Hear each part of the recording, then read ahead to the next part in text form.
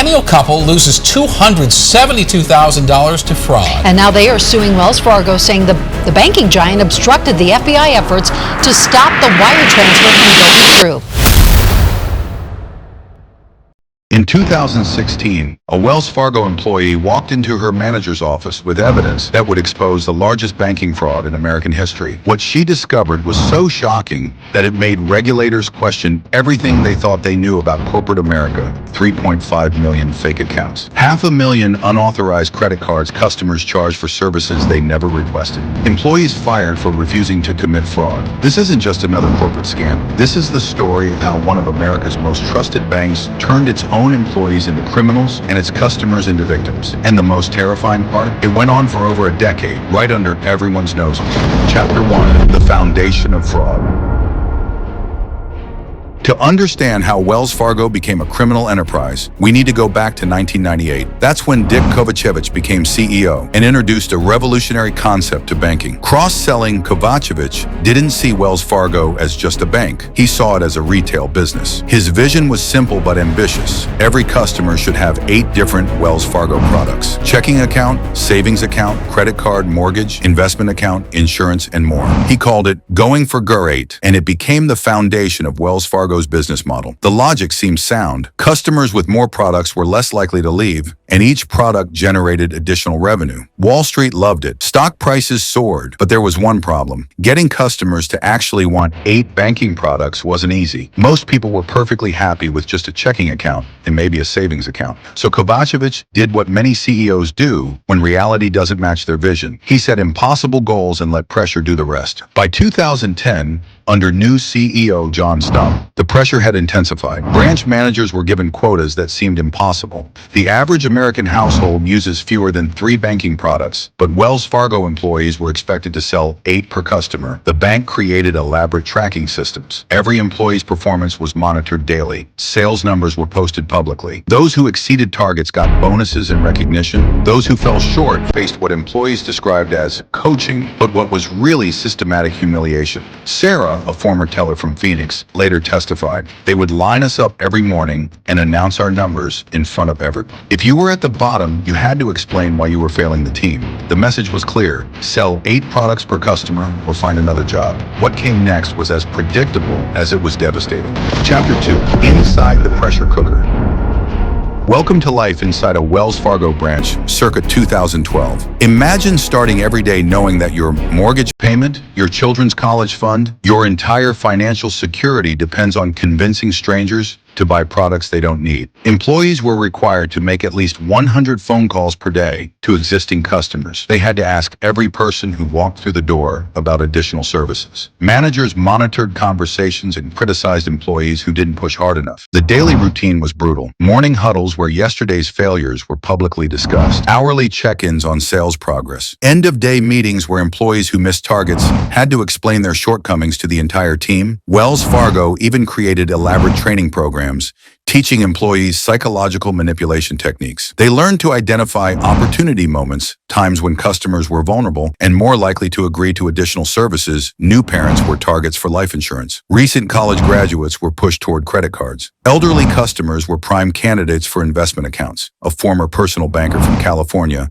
described the environment. It was like being in a cult. Everything was about the numbers. They had motivational posters everywhere with slogans like 8 is great in every customer, every time. If you questioned the ethics, you were labeled as not being a team player. The psychological pressure was intentional and systematic. Wells Fargo hired industrial psychologists to design their sales culture. They studied casino psychology, learning how to create environments where people make decisions they wouldn't normally make. Employees who consistently met their targets were celebrated like heroes. They got prime parking spots, special recognition ceremonies, and cash bonuses. Meanwhile, those who struggled were subjected to what the bank called coaching conversations. It's tense one-on-one sessions designed to break down resistance. Jennifer, a former branch manager from Texas, revealed the extent of the manipulation. They taught us to make failing employees feel personally responsible for letting down their coworkers. We were told to say things like, "When you don't meet your goals, it affects everyone's bonus." How does that make you feel? The bank even tracked employees' bathroom breaks and limited personal phone calls. Some branches had war rooms where sales performance was displayed on large screens like military operations centers. But the most insidious part was how the bank normalized the abnormal. Gradually, over months and years, practices that would have seemed outrageous to new employees became standard operating procedure. And when legitimate sales tactics weren't enough to meet impossible quotas, some employees began taking shortcuts that would eventually expose the entire fraud. Chapter 3.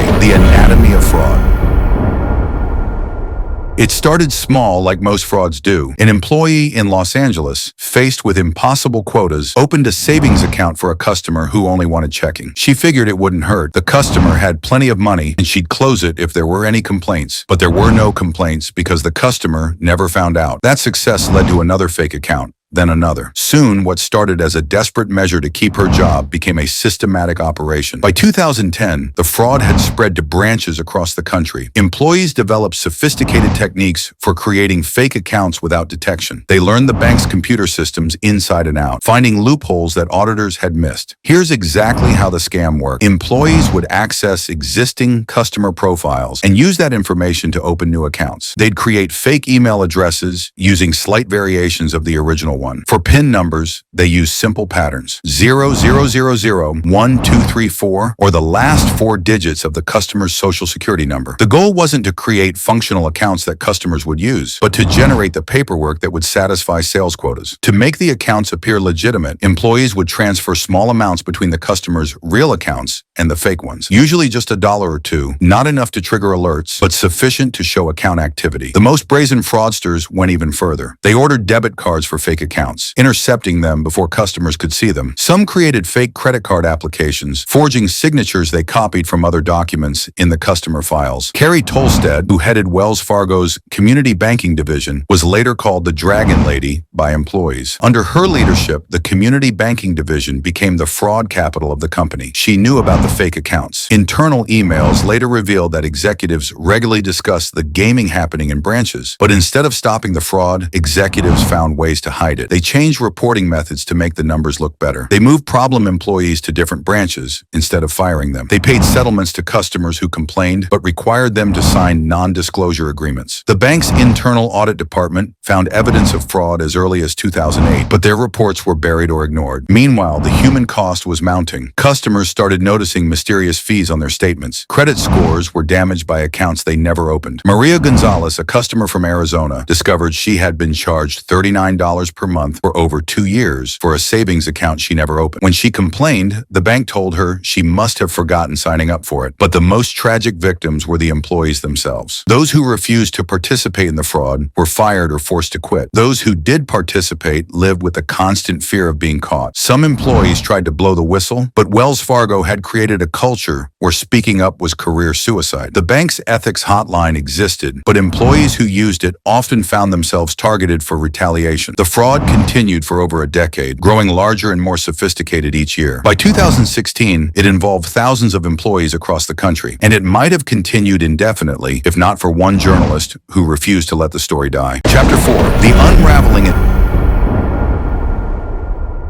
In 2013, Los Angeles Times reporter E. Scott Record received a tip from a former Wells Fargo employee. The tipster claimed that branch employees were opening fake accounts to meet sales quotas. It sounded almost too outrageous to believe. Surely one of America's most respected banks wouldn't engage in systematic fraud against its own customers. But Record was a seasoned financial journalist. He'd covered banking for years and knew that where there's smoke, there's usually fire. He began investigating, reaching out to current and former Wells Fargo employees across California.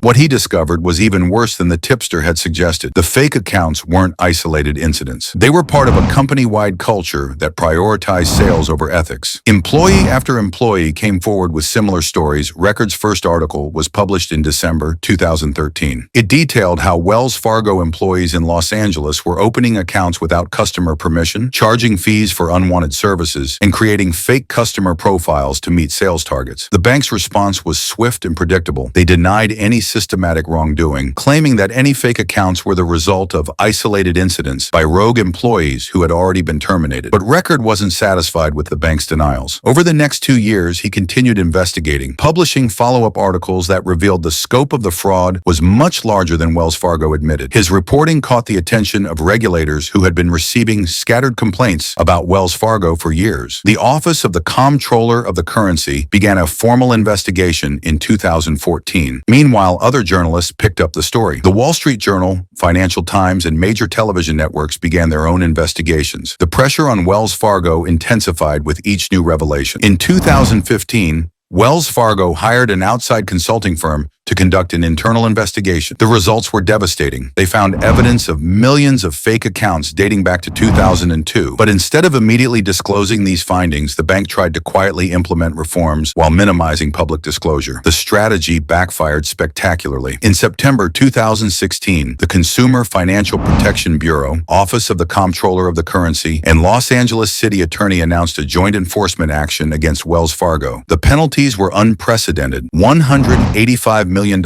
in fines, plus $5 million to be returned to affected customers. But the financial penalties were just the beginning of Wells Fargo's problems. The regulatory announcement triggered a media firestorm. Every major news outlet covered the story. Social media exploded with outraged customers sharing their own experiences with suspicious Wells Fargo accounts. Within hours of the announcement, Wells Fargo's stock price began plummeting. Customer service phones were jammed with angry customers demanding explanations. Branch managers across the country found themselves trying to explain fraud they may not have even known about. But the worst was yet to come for Wells Fargo's leadership. Chapter 5: The Reckoning. On September 20th, 2016, Wells Fargo CEO John Stumpf walked into the Senate Banking Committee hearing room, expecting a difficult but manageable questioning session. He had no idea he was about to face one of the most brutal executive interrogations in congressional history. Senator Elizabeth Warren was waiting for him, and she was furious. Her opening statement set the tone. So you haven't resigned? You haven't returned a single nickel of your personal earnings? You haven't fired a single senior executive? Instead, evidently, your definition of accountability is to push the blame to your low-level employees who don't have the money for a fancy PR firm to defend themselves. For 2 hours, Stumpf was grilled by senators from both parties. They demanded to know how he could claim ignorance of a fraud that affected millions of customers and went on for over a decade. The hearing was a public relations disaster for Wells Fargo. Clips of Warren's interrogation went viral. You should resign, she told Stumpf. You should give back the money that you took while this scam was going on, and you should be criminally investigated. But Stumpf's problems were just beginning. 2 weeks later, he was called to testify before the House Financial Services Committee, where the questioning was even more intense. Representative Maxine Waters accused him of enabling massive fraud. Representative Sean Duffy called the scandal staggering in its scope and duration. Republican and Democratic representatives competed to see who could express more outrage. The political pressure was overwhelming, but the business impact was even worse. Major customers began closing their accounts. The city of Seattle suspended its banking relationship with Wells Fargo. Several states launched their own investigations. Wells Fargo's board of directors, facing pressure from shareholders and regulators, began distancing themselves from Stumpf. On October 12, 2016, less than a month after his congressional testimony, Stumpf announced his retirement. But firing the CEO wasn't enough to contain the scandal. As regulators dug deeper, they discovered the fraud was even more extensive than initially reported. The 2.1 million fake accounts became 3.5 million. Additional unauthorized services were uncovered. Carrie Tolstedt, the executive who oversaw community banking during the height of the fraud, was forced to forfeit millions in compensation and was later banned from the banking industry for life. The bank hired a new CEO, Tim Sloan, who promised a complete cultural transformation. But even he couldn't escape the scandal's shadow. Regulators remained skeptical of Wells Fargo's reform efforts, and Sloan eventually resigned in 2019. The financial penalties continued mounting. In addition to the initial $185 million fine, Wells Fargo paid $1 billion to federal regulators in 2018, $3 billion to the Department of Justice and SEC in 2020, hundreds of millions more in state and local penalties, but the real cost went far beyond money. Wells Fargo's reputation, built over 160 years, was shattered. The bank that once symbolized trustworthy American banking became synonymous with corporate fraud. Chapter 6: Lessons and Legacy.